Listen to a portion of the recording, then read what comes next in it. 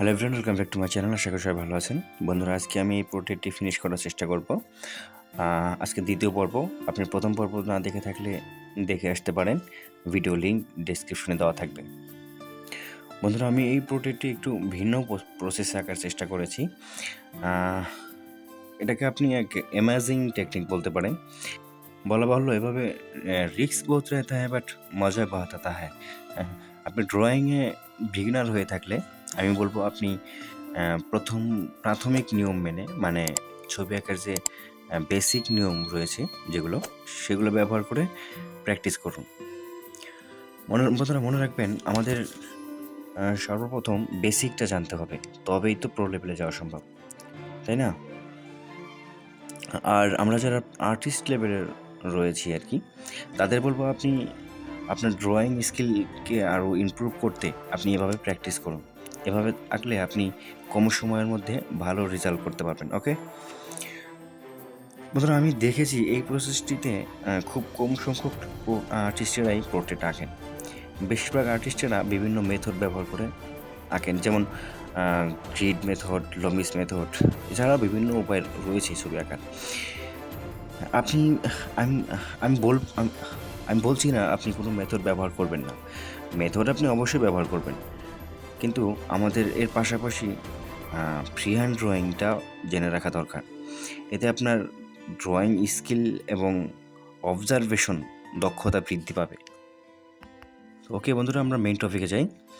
বন্ধুরা, এই পোর্ট্রেটটি আঁকতে আমি ব্যবহার করেছি চারকোল অ্যান্ড গ্রাফাইট, মানে দুটোটাই ব্যবহার করেছি। তো বন্ধুরা, আমরা দেখি কি, আমরা যখন আঁকি তখন অনেকেই শুধু চারকোলে আঁকি, নয়তো গ্রাফাইটে আঁকি। কিন্তু চারকোল অ্যান্ড গ্রাফাইট মানে দুটোটা যোগ করে অনেকেই আমরা আঁকিনি, অথবা আঁকার যে কৌশলটা আমাদের জানা নাই। আমরা ভুলভাল লেয়ার দিয়ে ফেলি, যাতে আমাদের বিষয়টা অতটা আয়ত্তে আসে না। তো বন্ধুরা, আমি এই চারকোল অ্যান্ড গ্রাফাইট দুটোটা পেন্সিল কীভাবে অ্যাডজাস্ট করে অ্যাট্রাক্টিভ পোর্ট্রেট আঁকবেন এই বিষয় নিয়ে আমি আলাপ আলোচনা করবো আজকে। তো বন্ধুরা দেখুন, আমরা যখন চারকোল অ্যান্ড গ্রাফাইটে যখন আঁকবো, ঠিক আছে, সর্বপ্রথম আমরা কি করব, যেই পোর্ট্রেটটি আঁকবো সেই পোর্ট্রেটটি ডার্ক এরিয়াটা রয়েছে সেগুলো আমরা আইডেন্টিফাই করে এই ডার্ক এরিয়াকে আমরা 3টি ভাগে বিভক্ত করব। যেমন প্রথম ভাগ হলো যেখানে বেশি পরিমাণে ডার্ক রয়েছে, আর দ্বিতীয়ত হলো যেখানে তার থেকে একটু কম, আর তৃতীয়ত তার থেকেও একটু কম, যেমন লাইট টোন রয়েছে আর কি। তো বন্ধুরা, আমরা কী করব, সর্বপ্রথম যেখানে বেশি ডার্ক এরিয়া রয়েছে সেখানে আমরা ডাইরেক্ট চারকোল পেন্সিল ব্যবহার করব, আর যেখানে কম ডার্ক সেখানে আমরা চারকোল অ্যান্ড গ্রাফাইট দুটোটাই ব্যবহার করব, আর যেখানে লাইট টোন এরিয়া সেখানে আমরা গ্রাফাইট ইউজ করব।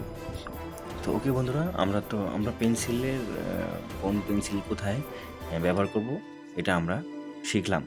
তো এখন আরেকটা, মানে মেইন যে ব্যাপারটা সেটা বলা হয়নি, সেটা বলছি আমি, যে আসলে আমরা চারকোল ব্যবহার করব আগে নাকি গ্রাফাইট, মানে যেখানে আমরা চারকোল অ্যান্ড গ্রাফাইট দুটোটা ইউজ করব সেখানে আগে চারকোল ব্যবহার করব নাকি গ্রাফাইট ব্যবহার করব।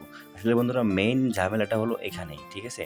এটা আমাদের বুঝতে হবে যে যেখানে আমরা চারকোল অ্যান্ড গ্রাফাইট দুটোটা পেন্সিল ইউজ করব সেখানে আমাদের সর্বপ্রথমে চারকোল দিয়ে লেয়ার বসাতে হবে, তারপরে আমরা চারকোলের উপরে গ্রাফাইট ইউজ করব। ওকে, যদি আমরা গ্রাফাইটের উপরে চারকোল ইউজ করি তাহলে রেজাল্ট খুবই বাজে আসবে, ঠিক আছে?